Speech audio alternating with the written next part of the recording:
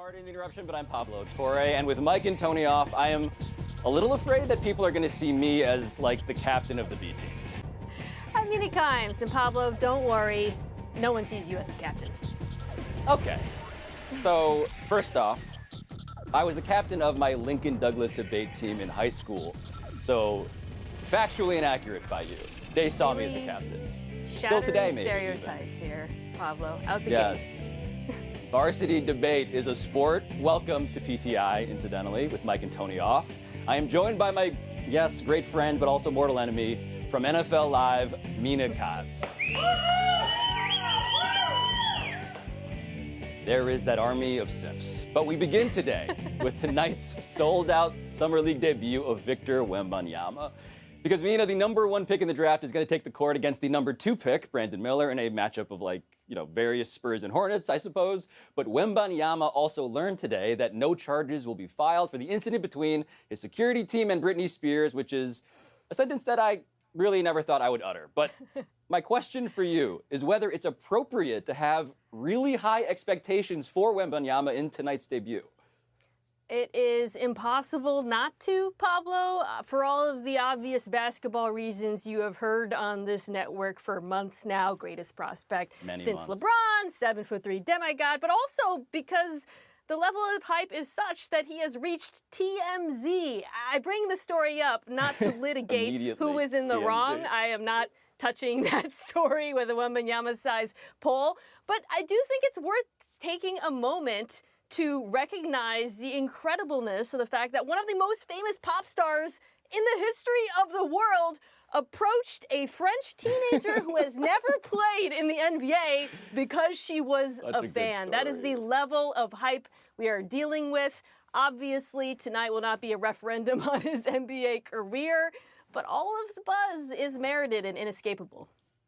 Yeah, there's a poetry to this ridiculous story colliding with his debut in America as a professional because, look, Victor Wembanyama told our friend JJ Redick, Mina, I don't feel pressure. That's his whole position on all of this. And I admire his speaking a psychology into existence because you need that when the pressure is either Britney Spears' hand or all of the headlines that you recounted. But the thing of Britney, the thing about it, it was perfect because here was a real-life physical manifestation, like a ghost of Christmas future of celebrity in America. Yeah. Here was a person, a former child star herself, sharing a Vegas residency in the way that Wembanyama's about to, telling him, trying to tell him, you might become like me. And he's saying, nope, I got this, it's all cool. And I think it's a really hard thing to make your brain impervious to all of the pressure.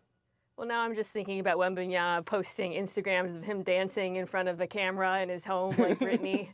I think you're right.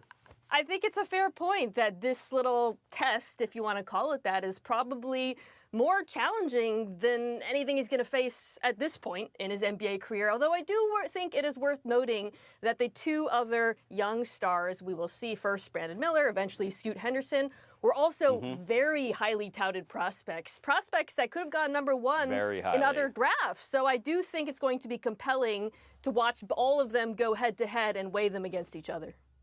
Yeah, I think it's funny, Mina, because the next cycle of this is for Wembanyama to be treated as this mountain that everybody wants to summit, people want to dunk on him, all of that. If he struggles, I just wonder, we make underdogs out of literally everybody. LeBron James is himself in his own conception an underdog. I just wonder how long it'll take for us to think of Victor Wembanyama, skinny Victor Wembanyama, as a guy that we feel for if things are not going well.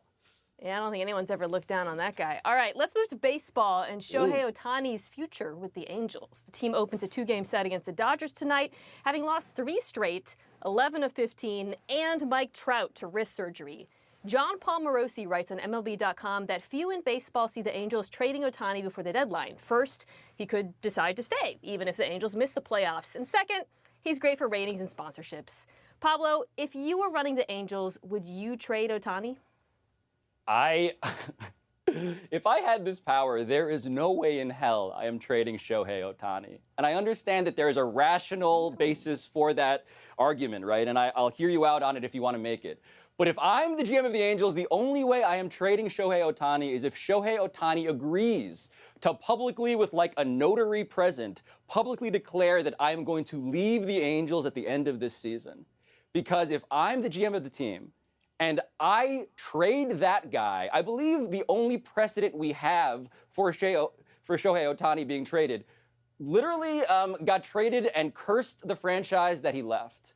I just don't have the guts, Mina. I don't have the guts to trade this guy away. You may be afraid of being remembered in this hypothetical scenario as the guy who traded away Ohtani, but the reality is your legacy is already cemented. You're the guy who wasted Ohtani's career. That is how you're going to be remembered, because Ohtani is not going to be an Angel next year. He doesn't need to do what you said and come out and say it out loud. We can all read between the lines. The guy has said he wants to win a championship, and LA, as we alluded to, appears to be farther than it was just a month ago from getting there. I mean, their chances of making the postseason at this point look slim, and the only thing worse than trading away Ohtani and losing him would be losing him for nothing, which seems to be the most likely outcome in all of this. Yeah, my concern, though, even if I, let's say, work up the stones to say, okay, he's probably going to leave, I should get something back because otherwise he's just walking for nothing. I think a fair question is what's potentially fair value for half a season of a guy who just had the greatest month in June in the history of baseball. Like, no one has had that month offensively, and then no one, of course, has been the pitcher on top of it. I just think it's a losing hand, both on the level of value and then on the level of blame. Like, I just don't think you ever get it back. You never get any of that back. I don't know how much they would get for him, but I can tell you this. It's a lot more than they're going to get when he walks out the door. So the Angels obviously struggling already in their feelings, all that so. But the Mets, on the other hand, are somehow thriving suddenly. And last night's 9-zip pasting of the Diamondbacks made it now 5 wins in a row. And just last week, you might recall, owner Steve Cohen backed his manager and GM and blamed the team's recent struggles on the players, actually. And so he didn't rule out the idea of being a seller at the trade deadline. So should these recent results, Mina, should they give Cohen a reason to be a buyer instead? This is tricky. It's actually trickier for me than the Angels because unlike the Angels, the Mets do have positive momentum. They also have better chances of making it into the playoffs, according to Fangraphs, based on their odds. But what they don't have, Pablo, is the sort of prospects they would need to pull off the kind of splashy trade that would actually make them contenders. At this point, they're just sniffing a wild card. The Braves, who we'll talk about later, are way out ahead of them. And I went back and I listened to Steve Cohen's press conference, and what struck me about it, just last week, is how logical he sounded. This is not a guy who is going to make a panic decision based on the fact that he's already poured an ungodly amount of money into this team. In fact, it wouldn't surprise me if he actually takes some of that money and uses it to get some of these aging stars off the roster, knowing that they're really not going to contend. What I love about this story the most, and you used to be a real business reporter, so you appreciate this on this level too. I love how hard this is. I love how hard this is for Steve Cohen. The guy is one of the 50 richest people in America.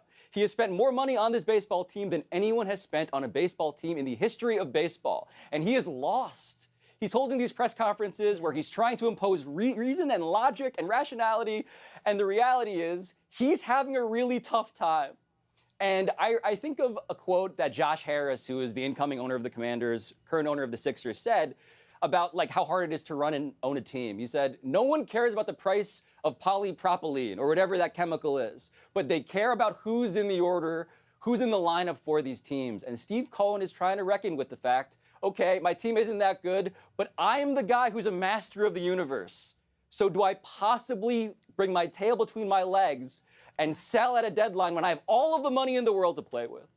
Yeah, I think Steve knows this is an investing tenet. Past performance is not indicative of future results. Just because they have been winning doesn't mean they're going to continue to win. I've held back so many Wall Street references, by the way. I feel like I deserve a little bit of credit for that. I waited until then. Yeah, I will say, it feels like in the Mets case, like past performance might actually be indicative of future results. But we should probably take a break, because coming up, as we head towards this All-Star break, have the Braves or the Reds been the more impressive National League team? No Mariners talk? Not yet. But read your bump. You got a bump. Dave Lillard and James Harden both want to be traded. Which one is more likely to win a ring? That is a master of business journalism.